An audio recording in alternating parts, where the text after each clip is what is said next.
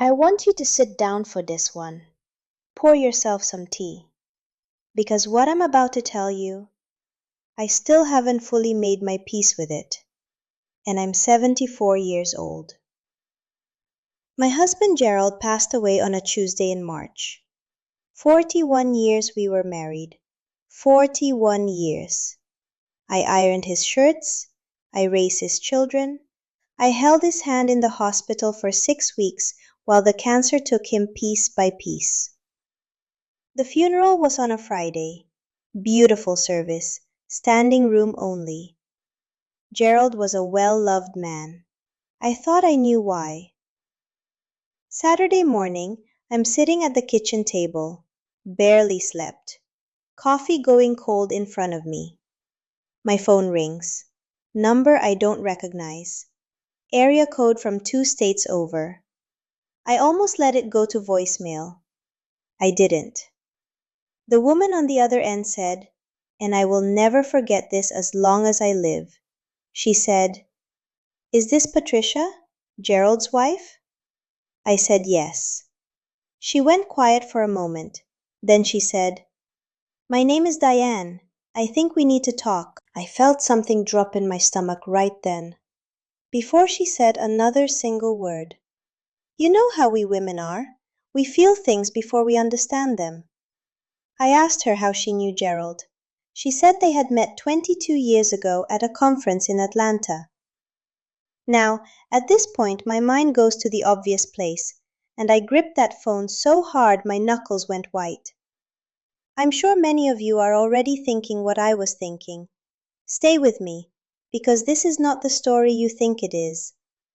She kept talking, and she said something I was not prepared for in any way. She said, "He helped me leave an abusive marriage. He paid for my lawyer. He helped me get my children out safely, and he never wanted anyone to know." I didn't say anything for a very long time. She kept going. She said Gerald had been sending her money every few years, whenever she hit a hard patch in her life. Always through a money order, always unsigned. But she knew. She always knew it was him. She found out he passed away through his obituary online. She told me she had been checking on him quietly for years, just to know he was all right. She said she was calling because she wanted me to know the kind of man I had been married to. Now I want to be completely honest with you, because that is why you watch my videos. When she first said her name, when she said they met 22 years ago, my mind went somewhere very dark and very ugly. Gerald had traveled for work more than I would have liked over the years. There were nights I wondered, nights I asked him, nights he looked me in the eye and reassured me, and I chose to believe him. So yes, for a full 30 seconds, I thought the worst. But as she talked, something shifted inside me, because she was not calling with guilt.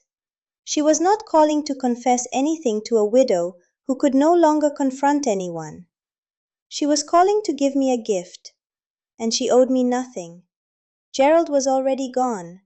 She had absolutely nothing to gain from that phone call. She told me her daughter was in college now. She said her daughter was alive and safe and building a real life. Because of what Gerald had done quietly all those years ago.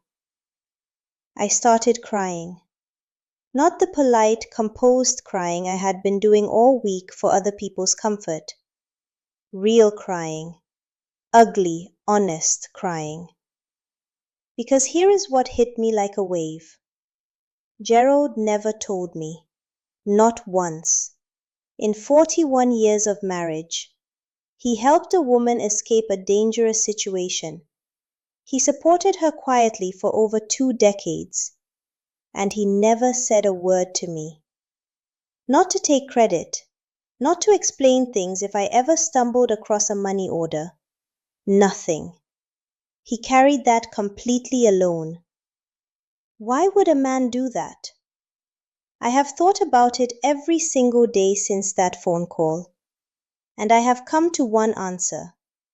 He did not tell me because he did not want praise, not even from his own wife.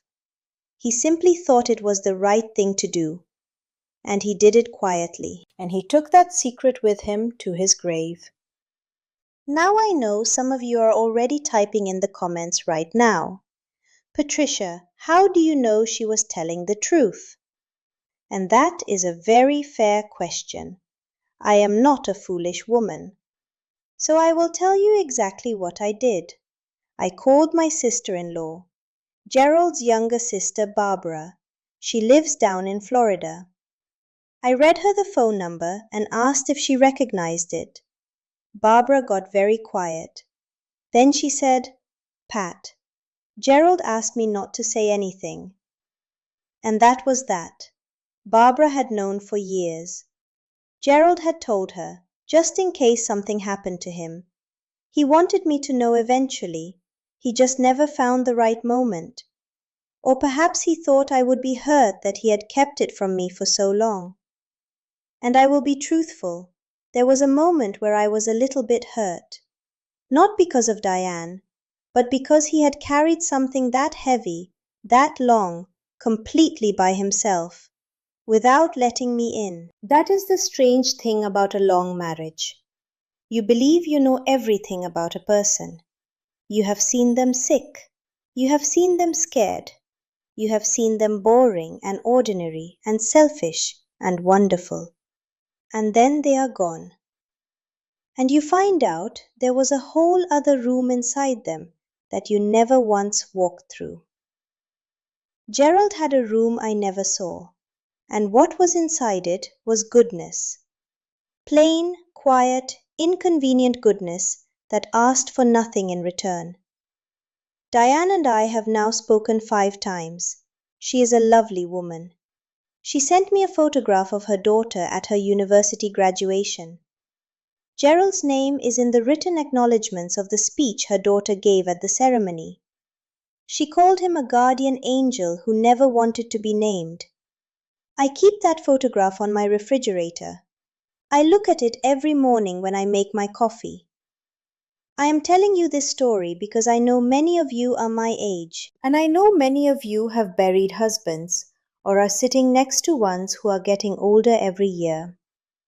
And sometimes, especially if things between you were complicated, you wonder about the sum of a person, whether their life added up to something good. I got lucky. I got a Saturday morning phone call that told me it did. But I want to say something else before I go. Something for the women watching who did not get that call, whose husbands left behind something darker. You are not foolish for having loved them. You are not weak for having stayed.